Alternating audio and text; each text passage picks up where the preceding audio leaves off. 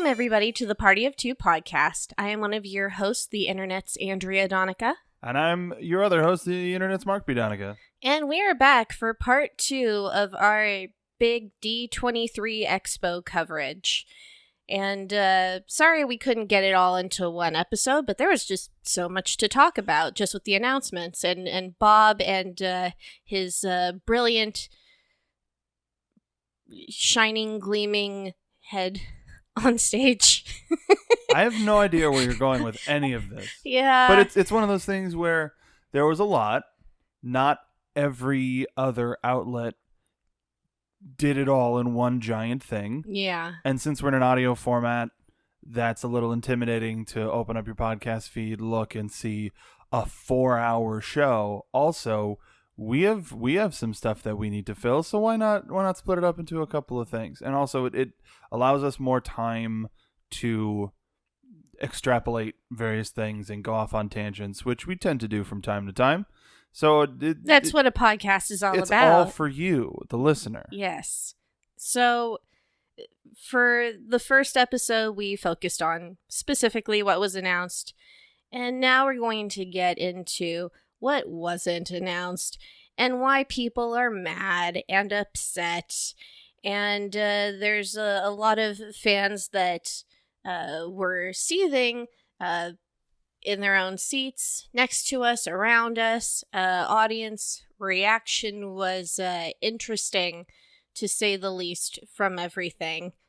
And we're going to kind of tackle all of those different things today on both coasts and kind of figure out why this didn't feel as exciting of a parks panel as we're used to. Well, there's a huge expectation every year from all of the panels, not necessarily just the parks panel, but it was something sort of widespread to where it felt less of a presentation and more of like a keynote, where in the media panel, because instead of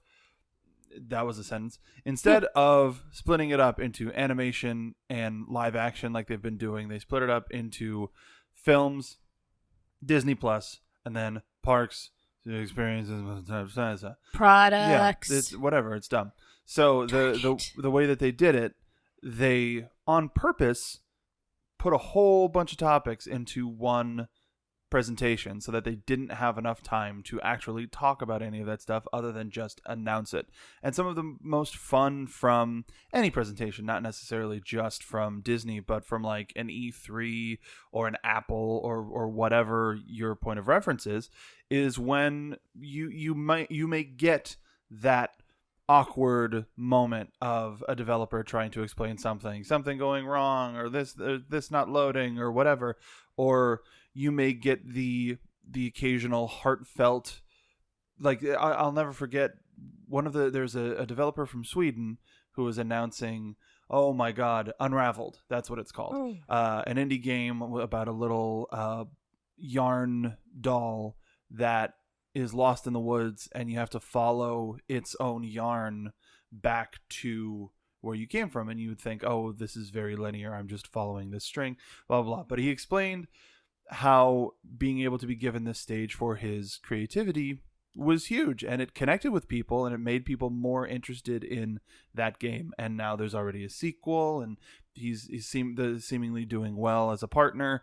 So in this one, we did get a little bit of so I guess essentially what I'm trying to say is humanity, and it was very wham bam thank you man and very corporate, and I would say no thank you ma'am, because they didn't care. They just kept going. Yeah, it felt so rushed. The Target CEO was like, man, this feels great. And then we had that one Epcot guy who was like, yep, Epcot's important to me, and all these cool references that everybody's going to get excited over, but we're not going to talk about any of that. Definitely not. And then I thought he was going to be the guy to start announcing this Epcot stuff, but it was very disjointed. He just said, look, I'm working on this project, and I have a picture of me here. It felt like an awkward, placating moment, like, hey, we understand that Epcot is important to you. Here is this young, hip guy to talk about it for like 3 seconds, but he's not going to say anything substantial. Let's get him back off of the stage. Here is man. Man say thing you like.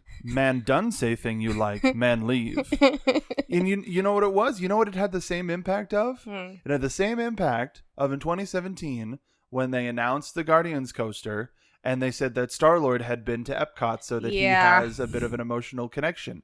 It was the same thing. I felt more for a fictional character that I could identify with than as this opposed real to human. this real human being because he didn't really say anything. Yeah. And I know more about Star-Lord, about Peter Quill, because I've watched 2.5 movies following his story. So it's so odd. It was odd, disjointed, silly, but they moved so fast. And you say we're going to talk about both coasts, but there was a lot that really wasn't talked about all around the world. Well, I feel like the stuff that was more exciting for them to talk about was actually happening at the overseas parks, because they're the ones in a couple of years' time that are going to be getting the land expansions, like Arendelle in one place, and 2 new rides in this place. And it almost felt like to me like, hey, well, we don't have all of these really cool announcements for you guys in the US right now, but why don't you go over to our overseas parks that are opening all of these cool new lands that we know that you'll like because you're Disney fans and you're going to pay the money to eventually fly out there if we get you psyched enough for it. Not that they spent a whole lot of time psyching us up, but honestly, just with that one video that was released however many months ago of testing the audio animatronics for the Beauty and the Beast dark ride that's coming to Tokyo was enough to get all of the parks fans freaking out. And I feel like that might be on purpose, really focusing on trying to really spread everything out as much as possible so they don't have to invest in too many things at the same time. Well, you bring up something that we mentioned on the last episode was how Bob's script ended up being word for word what was posted on the Disney Parks blog. And the Disney Parks blog seems to be their main distribution apparatus when it comes to announcements. And it seems like they don't need any in-person stuff if they're going to be controlling the message as hardcore as they are for the Disney Parks blog. And then you got to wonder, well, what's the point then of having this not the whole expo, but this particular announcement reel, because then you can just roll something, or you could Bob's fine, whatever, but I would rather maybe you give it to an influencer, or maybe you give it to a brand representative, not an influencer, but a brand representative, somebody who's like, sorry, influencers, I can't. I mean, we're also trying to get into that camp too, but it's one of those things. It's gotten bad. I mean more of, because when we were previewing this thing, we were hoping that this would show some humanity for Bob. Of course. And it didn't. I saw humanity when he talked about trees for Epcot, and that was kind of about it. Yeah, other than that, it was random, it was sporadic, it was off script, but they didn't have enough time to go off script. They didn't have enough time to really riff it, so it didn't come off as clean. It didn't come off as nice. And so you're then left with this disjointed announcement stream where everybody just wants more and more and more and more. And when it came to Disneyland, we really didn't get anything other than Mickey and Minnie's Runaway Railway, did we? Well, we also got Magic Happens. But yeah. I know a lot of the Disneyland fans are disappointed that things weren't really announced past that. Something that I noticed, not just for the parks panel, but for essentially everything across the board, was that if something wasn't coming in about 2 to 3 years, that they weren't going to talk about it. That's kind of my overall take from this. So this is just kind of what I'm prefacing with everything that we're going to be talking about today. It might not show up in 2 to 3 years. It's probably not going to be announced until maybe another Disney Parks blog X amount of months from now, or they wait until the next D23 to or announce Destination something. D. That too. So don't get your hopes up completely just because you didn't hear something. They were really focusing on short-term investment, not long-term, for a lot of the stuff that they were announcing, because they're trying to get their stockholders and investors excited for stuff that's coming in the short term, to get their profits up, to get their stocks up. This is all very specific corporate marketing and decisions that are made, and it's a little disappointing just knowing what we used to hear at past D23 parks panels, because we got so much to get hyped about really far down the line. And now, just with this recent D23, they really took a step back all across the board throughout the entire company. So don't get your hopes up just yet. But with Disneyland specifically, they just opened Galaxy's Edge. That was a huge investment, and unfortunately, because of many different situations, various contributing factors, besides annual pass holders being blocked out for essentially the entire summer, raising ticket prices up super high to the point where for one day, one park is $149 per person. Is that a busy day? Yes, that's peak season. Like, that's really expensive. When I had to buy our tickets when we visited just for the weekend, I was like, ooh, this hurts. This hurts really bad. But we were flying in, so we were going to do it. But then I think about locals in the greater Southern California area that usually do go to Disneyland at least once a year. Is, I would say, kind of an average thing for somebody living in Los Angeles. We know a couple of families. But they're probably still waiting for Rise of the Resistance. The whole land isn't open yet. That's just the reality.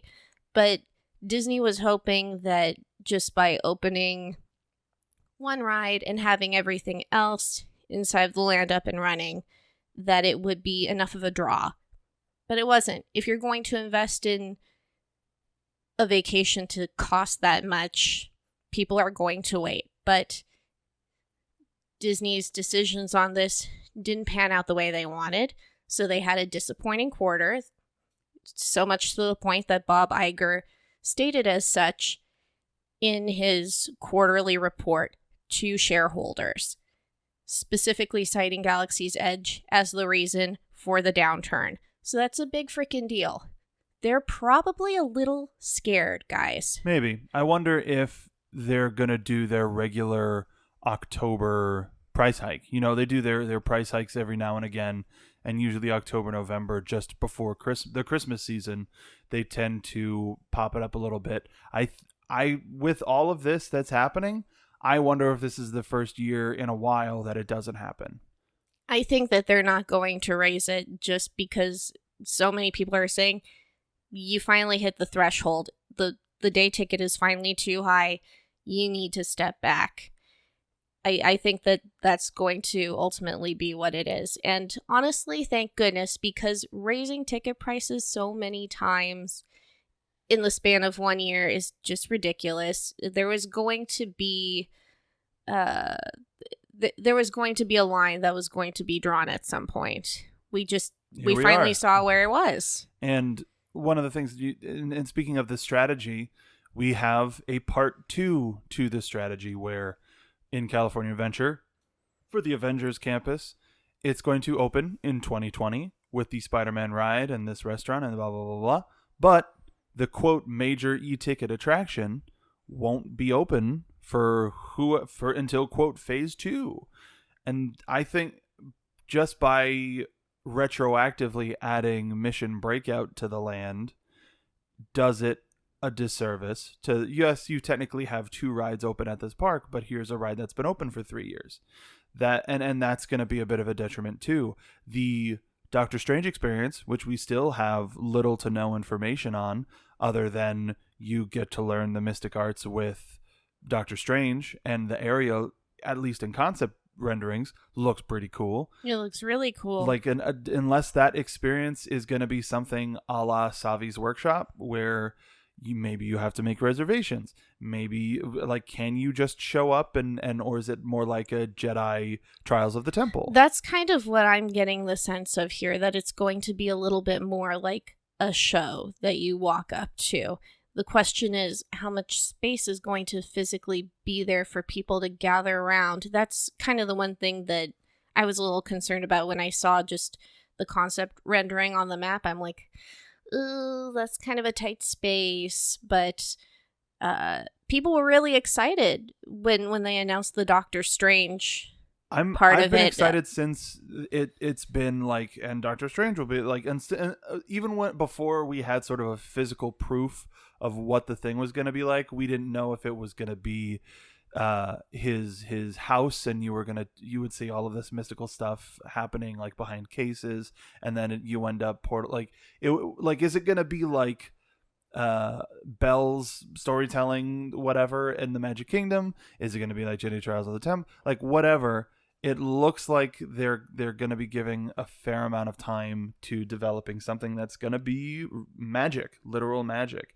And I think, or rather, I wonder if that's going to be enough to bring people in, or if we're going to have a repeat of a Galaxy's Edge, and maybe Spidey won't be able to cut it. Maybe the Guardians won't be able to cut it. It's like, the big ride isn't open yet. Well, we can wait. It's interesting how they are staggering things. With Guardians specifically, I think it was a smart idea that they potentially did that ride first. Oh, sure. Just to see, like, hey, will this psych people up enough for us to actually do the expansion or not? And as much as people hated and complained about the very idea of Tower of Terror being changed and the Hollywood theme being changed, the attraction is a huge hit. People love it. And so I think that gave them the go-ahead of like, okay, let's make the investment. Let's do this the whole way. And I think that was the careful thing to do. But I'm really hoping that with this further expansion that they open everything at the same time. It'll be one thing for the Doctor Strange attraction to experience to be, in test runs, maybe a month or so before the Spider-Man attraction opens, but I would hate to see them just be, like a year apart or something like that. I think that would be a bad idea. I think the only major thing that's not going to be a part of opening is going to be that big attraction. Is going to be the Avengers one. And they already prefaced it saying as such. But I wonder, like, they didn't go into Star Wars Galaxy's Edge saying, oh, we're going to open in 2 parts. It was a technical issue, supposedly, that is keeping it back. And, God, I can't imagine... Like, the one here in Florida opens in December, just before Christmas. You think they wanted to wait until just before their busiest time to debut a state-of-the-art technical attraction? It's 100%. We don't want to let all of our guests down that we're making their plans to visit Galaxy's Edge around Christmas time. We have to get it open regardless of how solid and ready it's going to be. We're going to figure it out. And best of luck to all of the operations teams that are going to be working on this. Cast members, ops teams, everybody. And Imagineering, we're counting on you, but we're very excited. We're very excited to see what Rise of the Resistance is going to be. And for Disney, that's Disneyland, that's going to be in January. They get to, quote unquote, skip the holiday season. And so I would say they'll be super good to go by what's a good spring break. Like, I think they should be like, okay, this is just old hat at this point by spring break. But in terms of, gosh, MLK weekend is going to be nuts. Probably, yeah. So we have the Mickey and Minnie's Runaway Railway and that we talked about how that's going to be changing Toontown a little bit. And then the biggest thing I think that folks were expecting, especially due to the construction that started the week of D23, they started removing the big golden stones, the jutting rocks out of the front of Tomorrowland. Affectionately nicknamed by some as the French fry rocks. Yeah, I wanted to try to do our own spin on it. Oh, but yeah. well, I mean, identifiable features. Sure. So I just call them the ugly rocks. With those getting taken away, people were like, oh, maybe that was a hint that we're going to get some sort of an announcement on the future of OG Tomorrowland. And what we've noticed from being, well, of course we didn't, but what we've noticed from moving to Orlando, and we spent some time in Magic Kingdom recently, mostly to go on the People Mover. But but there's always has been, always will be a Tomorrowland problem where you have to stay ahead of tomorrow, and you can't really predict that. So now with the Avengers campus opening up in California Adventure, the thought of turning Innoventions into like a Stark Expo, it's gone now. There's definitely not going to be plans for that. So I am legitimately wondering what they would be doing. Everyone's kind of like a Tron coaster as well. But do you really want to repeat another Tron coaster next to Space Mountain? I do find that placement for Magic Kingdom's Tomorrowland peculiar, but I mean, it's still going to be successful. There's no question of it. That's where they had room. It's going to be a beacon from the lake. If you're at Polynesian or Contemporary or Grand Floridian at night, that place is going to look bumping, and you're going to look over and your kids are going to say, Mom and Dad, I want to go to that.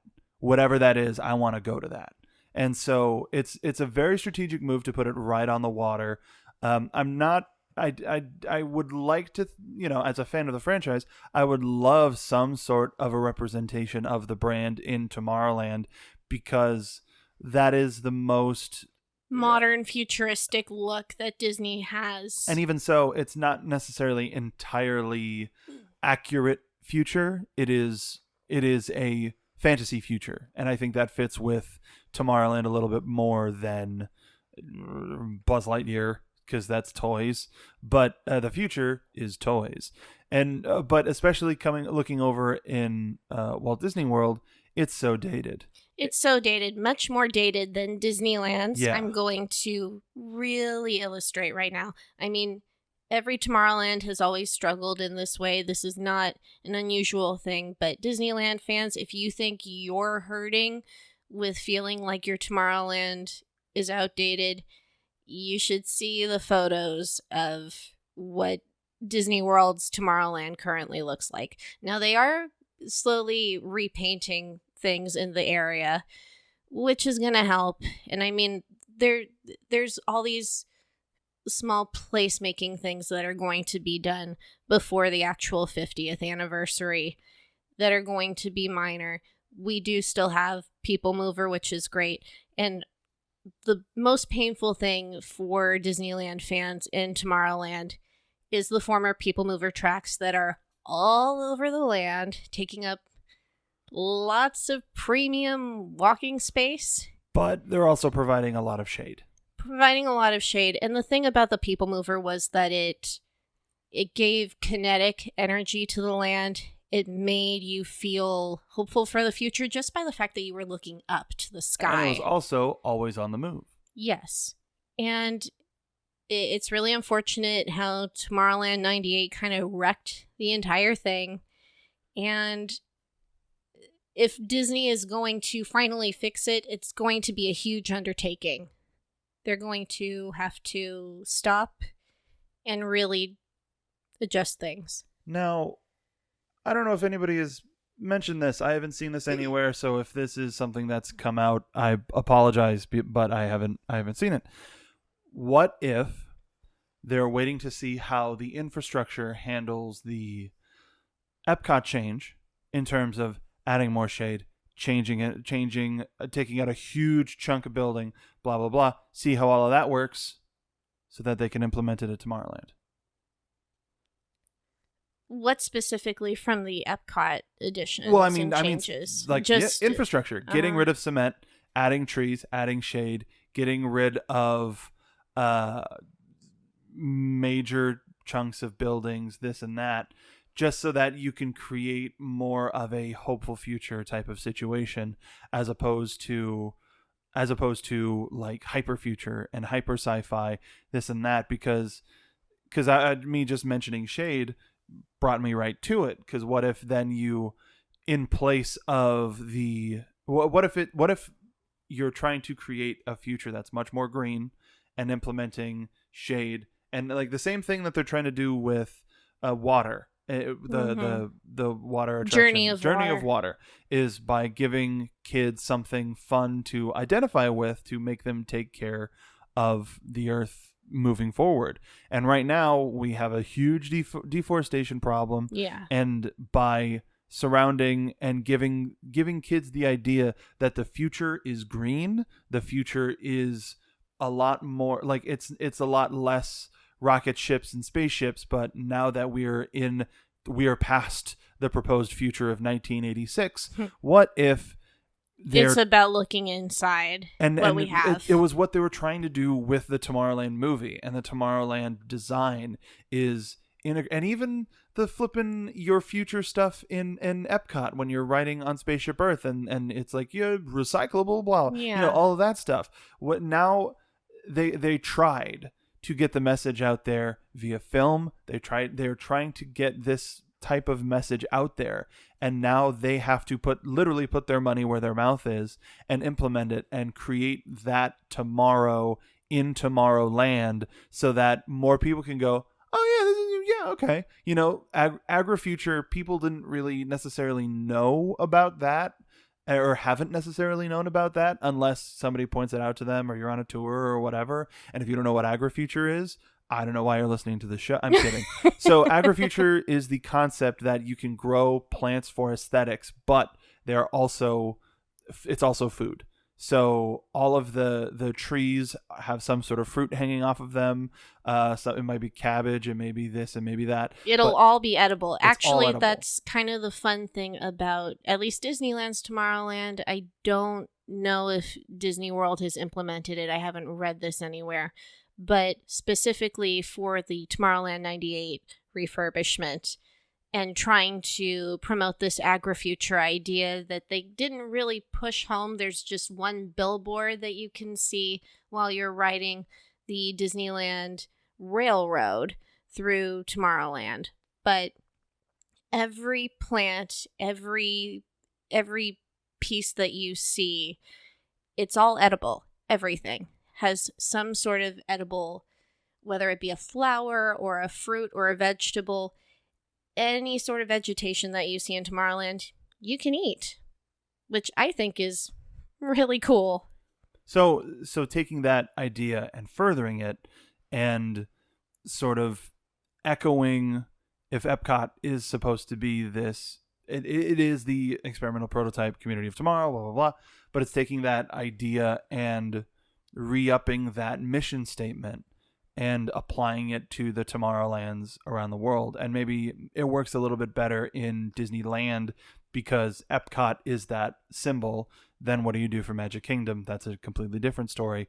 But Disney needs to make their future... I think now Disney should make their future an attainable one. I agree. I think that, they need to be the leader. They need to put their best foot forward. And... I'm just thinking about this right now in my head about the new pavilion, the 3-story thing that's coming up, having those multi-levels. Then I think about where the Astrojets used to be in the center on top of the People Mover platform. And wouldn't it be so cool if they did a similar concept here, but they still had it also be a loading platform for a updated, modern, futuristic People Mover when they finally do a revamp. And it's still being talked about. This is something that Imagineering has talked about doing for decades now. I mean, Rocket Rod screwed everything up. They know that they need to fix it. Frontierland needed the expansion first, and that's why Galaxy's Edge came first. But the next expansion for Disneyland will be Tomorrowland. The question is when it's going to happen. I'm guesstimating about 6 years down the line. Is when it opens? Yeah. Okay. So I guess when it starts.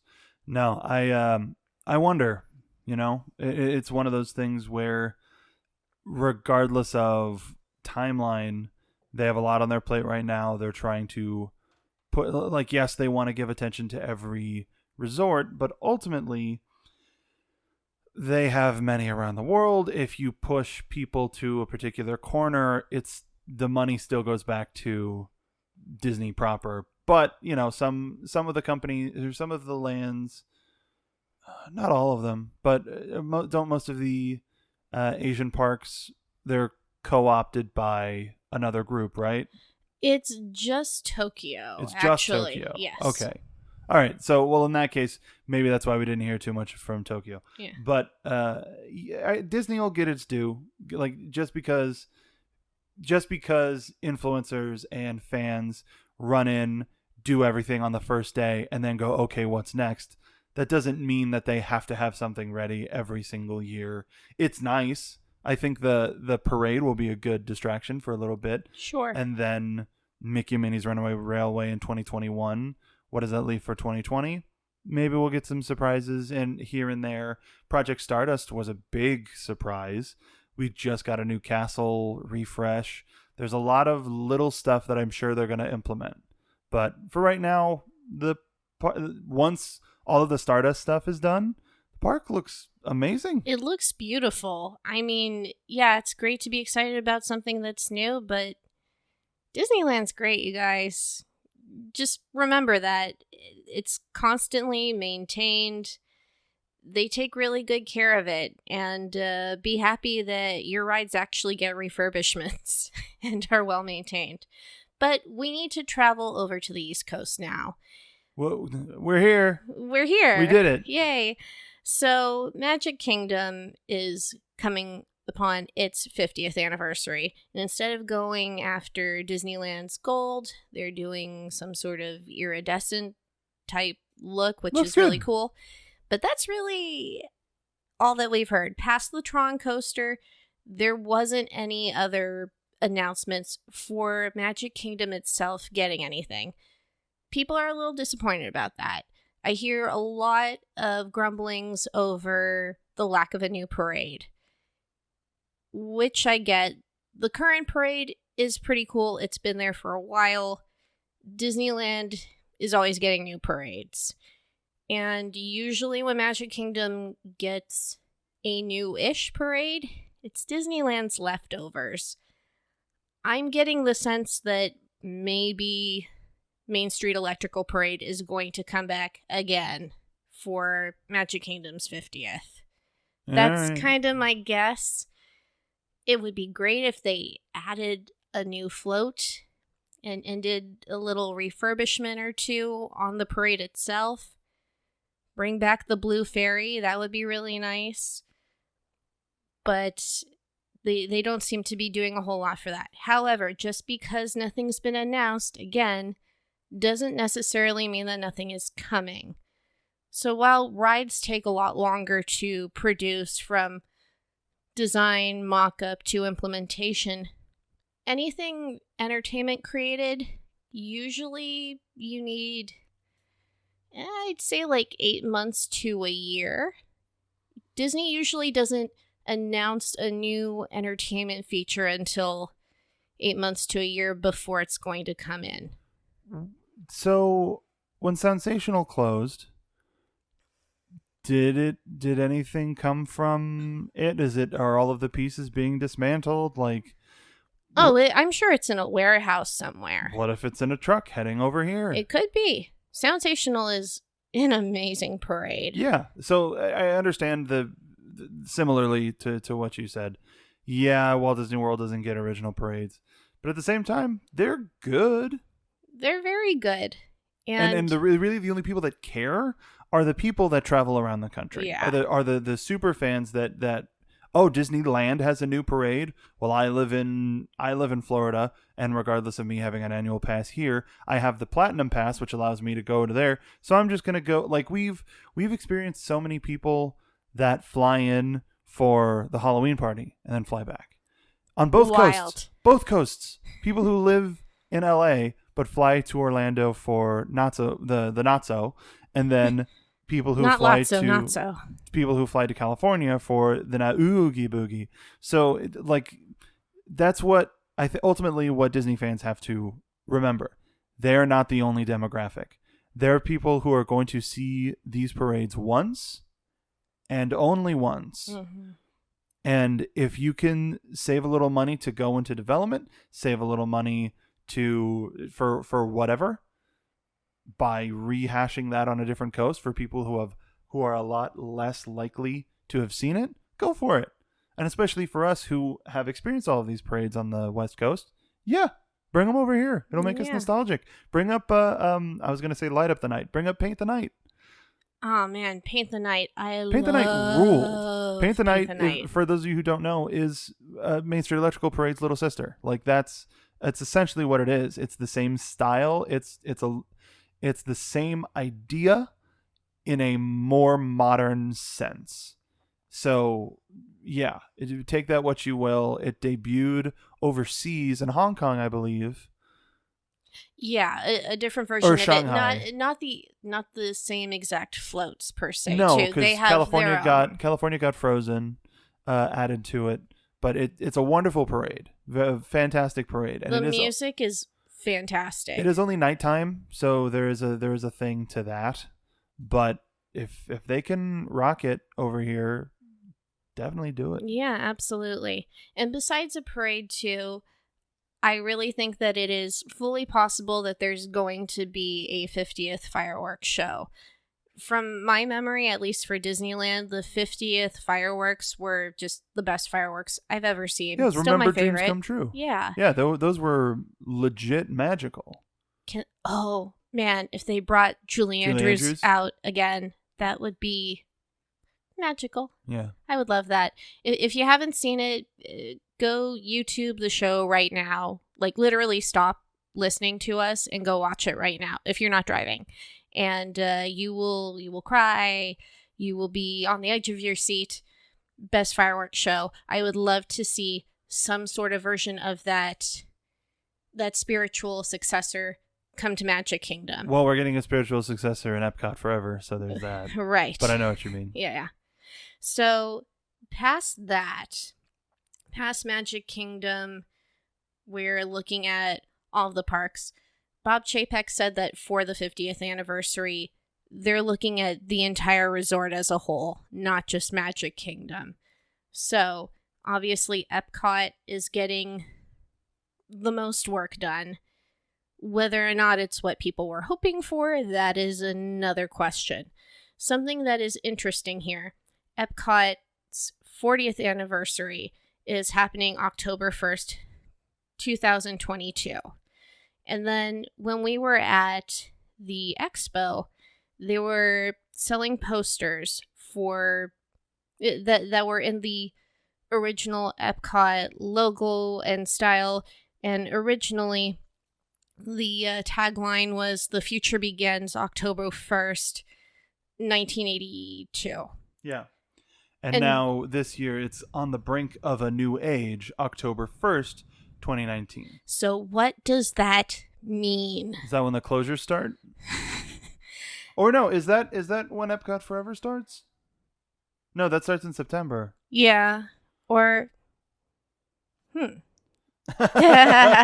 let's double check that. Actually, I think it is October 1st that Epcot Forever begins. Mm-hmm. But I'm wondering if that's all it is. I'm kind of wondering if we're going to get more Epcot announcements on October 1st of 2019 of this year. Maybe we'll suddenly see a bunch of things coming from the Disney Parks blog. I get the sense that the people that write for the Disney Parks blog expected a lot more to be announced at D23 than actually was. Or even just the cast members. Yeah. Obviously, they can't have too many things closed all at once while all of this is going on and still expect people to come. You can't have all of Future World closed while they do all of this work. So, as disappointed as I was personally to not hear anything about the Imagination Pavilion, it's still on the docket. But Spaceship Earth has to come first, right?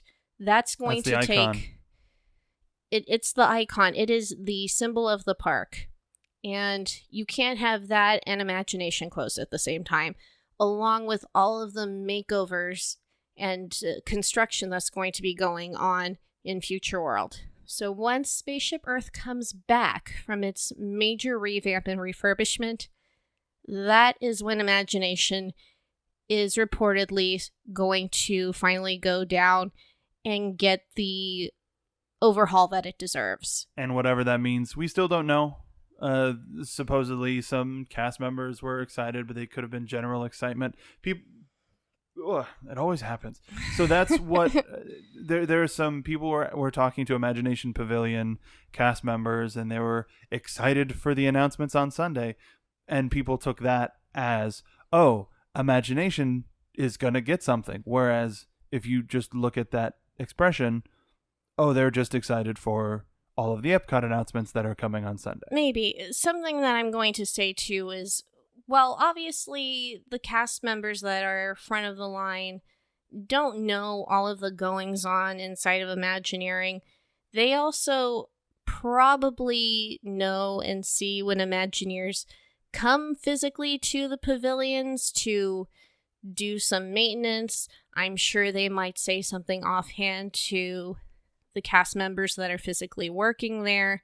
It's not like they're completely clueless. They might not know for sure what's going on, but they're going to have a sense if there is something kind of happening. Something kind of happening is ultimately what we can get. But I looked up October 1st. Not only is that when Epcot Forever opens, but that's also when Walt Disney Imagineering Presents the Epcot Experience opens in the Odyssey Events Pavilion. Perfect. Yeah. And I get the sense, too, that we'll see more stuff in there once the doors open. It's getting its own Blue Sky Cellar, which is wonderful. I'm really excited to see that and see what's in there. I'm hoping that we get a few more hints as to what's coming. Figment is going to be a part of all of these plans. No matter what happens, I don't think he's going to leave the Imagination Pavilion, but I'm going to stress what I've said before here again. If you love Figment, if you miss Dreamfinder, sit down, handwrite a letter to Disney, and mail it. Mm-hmm. Personalize it, really drive the idea home. If this is what you want, tell them. Because they do want to know. It's one thing posting on fan forum sites. Most people are going to kind of be saying same things. But for you to actually mail it to them is going to make a huge difference. So if something is important to you, tell them. Tell them before it goes away. Because once it goes away, it's a lot harder. It'll be hard to get Dreamfinder back in any way. I'm still hopeful. I think when he does come back, he might not look the same. He might not sound the same. And he was very carefully crafted the way that he was. It's why Eric Idle off of Figment just doesn't work.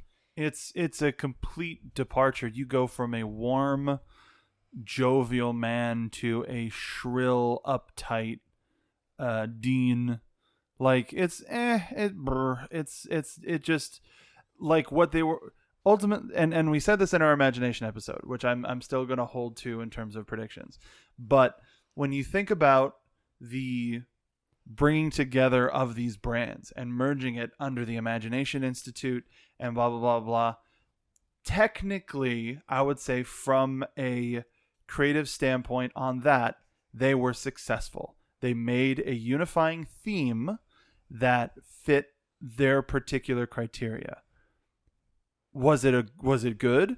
No. No. But in terms of figuring out a way to use that, bring these IP together, license, blah, blah, blah, blah, blah, successful in that pursuit, but for all of the wrong reasons and all of the long outstanding crap that has been shoveled into that area, where now that Food and Wine has started, that whole area with all of the walls down and it being open and all of that looks remarkable. It looks like it's always inspiring. It's always looked amazing, but to see those big old glass pyramids is something else. Now put something substantive in there. Yeah, and for anyone, I keep reading in different places, people are like, so is imagination now world nature? Oh my gosh, they're going to get rid of it. No, honey, no. It's part of World Celebration. Bob Chapek actually said this on stage, so don't freak out.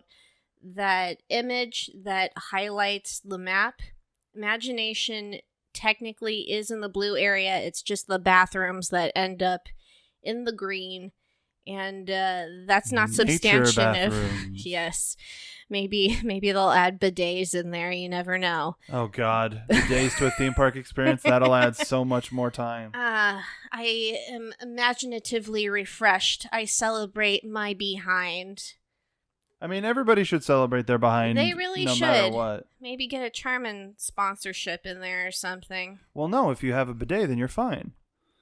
We're going way too far on this topic. I apologize, guys. Good. Anyway, buy the Figment merchandise, which is, by the way, outselling Inside Out. So good job, people. Keep up the good work. Is there Inside Out merchandise in Epcot? There is. There is a meet and greet. That's right. Yeah. Character spot with Baymax. Of course, that's going to be gone. That's going to be gone. It'll be great. I wonder where they're going to do the meet and greets in the interim. They could, wherever they want. I guess so. Really? Maybe they'll just be hopping around World Showcase or something. Gallivanting about. Speaking of World Showcase, Brazil. Brazil was what everybody was expecting. But if you have been keeping track of the news of what's been going on in Brazil, there is some stuff going down. There's major political fallout. Because Brazil's leader is essentially encouraging its citizens to burn down the Amazon rainforest. I can't imagine that Disney is all too pleased about this. No. And a lot of our other world leaders are not thrilled about it. They even offered to help pay for the damages. And they were essentially waved off for that and smeared. This is the complicated thing with trying to partner with other countries. Well, it's happened countless times. Any other time, like we recently watched the Epcot opening day ceremony, and they talked about how Spain and Africa and everybody who's followed Epcot knows about all of Israel, all of the different countries that were supposed to be in phase 2 of the World Showcase expansion that never happened. And as much as something can be a sure thing, you could spend millions of dollars in creative manpower and research trips and this and that. But ultimately, for whatever reason, if the government isn't in, whether that's for whatever reason, if the government isn't in, then you can't move forward. You can't present this version of a country. And it's one of those things where I think the American adventure still kind of works because it brings up some of the major missteps in some way of the country. There's still more that they need to be able to cover, but then they need to make the show longer, which becomes a problem. They need to close it down, that needs a refurb anyway. But if they can expand upon that show, that would be great. But then you apply that to everything else. And right now, thinking of all of the other countries in the showcase, we're good. You know, everybody is essentially on good standing. So then you think of I don't think that. I wonder where it was, because Brazil seemed like a sure thing, and it seemed like a sure thing for a long time. And it might still be a sure thing. This is all conjecture at this point, right? And My hope is that Brazil will see the light and realize that they shouldn't just be constantly burning down the Amazon just to spite Western civilization. And well, they're gonna do a hell of a job killing it. because They're gonna be responsible. we rely on oxygen. It's kind of an from important the Amazon place. rainforest. Yes, and I get it. The people of Brazil, they feel like, the rich are trying to control them with how much they can actually expand their agriculture and farming, which they rely upon. But we also need the Amazon, so the government needs to step up and do something. Do something to placate its citizens while also still being a respectable world leader. Too long of a conversation to have here. Yes, but things could work out. The last thing I'll say is I can't imagine that Imagineering wanted to put in any sort of Brazil pavilion and not have the rainforest involved in some way. So I think that that's going to be a point of contention. And until all of that gets worked out, who knows? We will just keep an eye on it. Keep your fingers crossed that our world leaders can figure things out and maybe Disney can push things along in the right direction. I was hoping that they would have stepped forward and said, we're going to be donating X amount to at least, maybe not necessarily say directly the Amazon, but they could have pushed their conservation fund. Like, there is a lot of brand goodwill that they could have done if they went for, if the announcement was going to happen. There is a lot of brand goodwill that they could have also done to make themselves look like a shining white knight when it a shimmering knight when it came to protecting this landmass, and then also giving themselves a little bit of a pat on the back hey, we're building this thing, and it all goes back to support conserving the Amazon. Absolutely. But speaking of climate change, we're hunkering down for the residuals of Hurricane Dorian, so we need to wrap this up. Thank you for joining us on this extended recap of the D23 Expo. And we still have more to talk about. Next time we're going to talk about some Star Wars, some of the Halcyon, and what all of that stuff means. We got to visit both Galaxy's Edges, so we'll be breaking down what the present and future of Galaxy's Edge means. So much Star Wars, man. Such Star Wars. Like, you don't get it as much, but I've got The Mandalorian, DJ Rex, and Hondo staring at me in pop form, and it's very intimidating. Not to mention Indy in his car, the Dapper Dans, and the Splash Mountain crew. Yeah, and our rock. How our do you rock do? Children. Bless our rock children. Bless our children. But yeah, make sure to stay tuned because we're going to be talking about the Star Wars stuff both at D23 and in the parks. In the interim, you can follow me on social media for Twitter and Instagram at DoleWhipDrea. And you can follow me at Mark B. Donica on Twitter and Instagram. What? And make sure to follow our friends at Nerd Mountain Shop. They're a geekdom store where you can get all sorts of apparel themed after Marvel, Disney, Harry Potter's in there. They've got some great park stuff. Make sure to check them out. But also follow us, follow the show, spread the word about the show on Twitter at Party of Two Pod, on Facebook at Party of Two Pod for all of your theme park needs. We tweet random stuff, we tweet new stuff, and it's a lot of fun. Yeah, and leave us a comment and like and share and tell your friends. If you like the show, tell your friends. If you don't, tell your enemies. Yeah. And we'll see you on the next ride.